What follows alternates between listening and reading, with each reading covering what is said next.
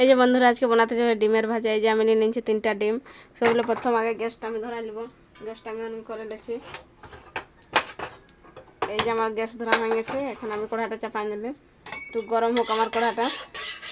আমার কড়া গরম হয়ে গেছে। আমি এখন তেলটা দিয়ে দেবো। 3টার মাপে দিব।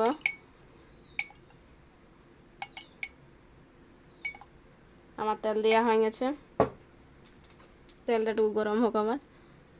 এখানে আমি নিয়ে নিয়েছি দেখো পেঁয়াজ কুচি আর লঙ্কা কুচি। আগে আমি কুচি করে রাখে নিয়েছিলি কাটে। এই যে দেখছি এখন আমি এটা দিয়ে দেবো। আমার তেলটা গরম হয়ে গেছে।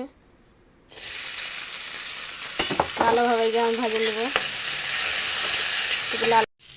এই যে বন্ধুরা আমার পেঁয়াজ দিয়ে ভাজা গেছে। দেখছো না, ঘরের পেঁয়াজ, চাষ করা পেঁয়াজ, তাই জন্য এরকম ছোটো ছোটো হাতি পেঁয়াজ ওঠে। এখন আমার পেঁয়াজ ভাজা গেছে। আমি একটা এখন ডিমটা ফাটে ফাটে নিয়ে নেবো। হ্যাঁ, হাঁস ডিম বন্ধুরা।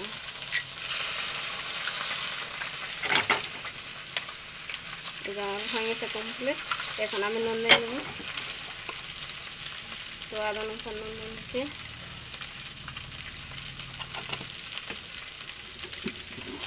তার থেকে জিরা গুঁড়া দিচ্ছি।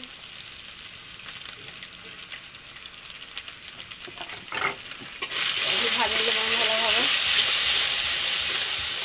তোমার কাকা একটা ভাল লাগে, পছন্দ লাগে